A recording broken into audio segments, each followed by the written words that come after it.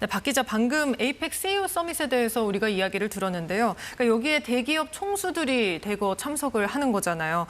이런 만남, 우리 정부의 관세 협상에도 어떤 지원 사격 역할을 할 수 있을까요? 그렇습니다. 에이펙 CEO 서밋에 대기업 총수들이 모두 출동했다고 볼 수 있습니다. 경주로 다 향한 건데요.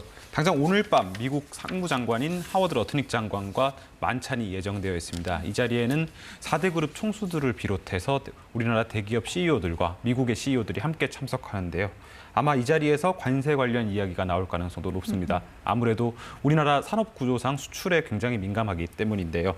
또 대기업 총수들 같은 경우 이번 에이펙 CEO 서밋 전에도 미국으로 향해서 지원 사격을 한 바 있습니다. 지난 18일 손정희 소프트뱅크 회장이 주최한 골프회동에 4대 그룹 총수와 마스가의 상징으로 꼽히는 김동관 한화그룹 부회장이 참석한 바 있습니다. 맞습니다. 당시에 트럼프 대통령과 골프를 치지는 않았지만 트럼프 대통령을 만나서 방안에 대한 기대감과 잘 준비하고 있다는 말을 전한 것으로 전해집니다. 지금 역대 거의 최대 규모로 그 기업인만 1,700명 이상이 참석했다고 나오는데 주로 어떤 분야의 기업인들이 초청이 돼서 어떤 논의를 했던 자리입니까? 맞습니다. 올해 에이펙 CEO 서밋이 30년째를 맞고 있습니다. 세션과 참석 연사, 참여 정상급 인사수에서 역대 최대 규모를 자랑하고 있습니다.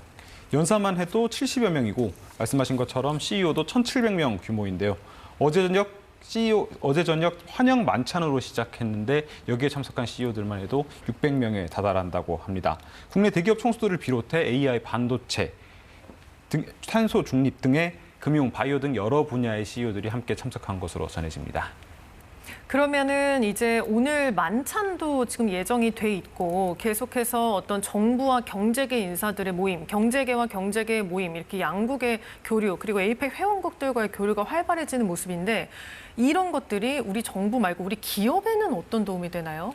아무래도 대표 글로벌 기업들이 이렇게 한자리에 모이는 기회는 흔치 않습니다. 그러다 보니 새로운 투자나 협력에 대한 기업들의 깜짝 발표가 나올 가능성도 있는데요. 특히 이번 CEO 서밋에 모이는 인사 중 가장 관심을 받는 것이 젠슨 왕, 엔비디아 CEO입니다. 맞습니다. 31일 특별 세션에서 발표도 예정되어 있고요.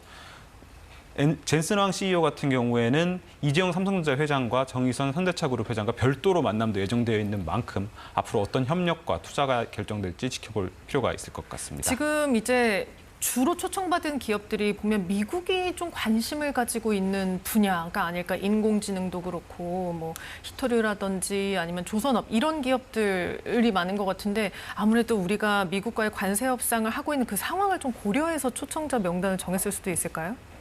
그런 부분이 고려되지 않았다고 할 수는 없지만 네. 기본적으로 이번 CEO 서밋 같은 경우에는 에이펙의 부대 행사이기 때문에 미국과의 네. 관계보다는 21개 회원 국가의 네. 관계를 고려한 초청이라고 볼 수 있을 것 같습니다. 알겠습니다.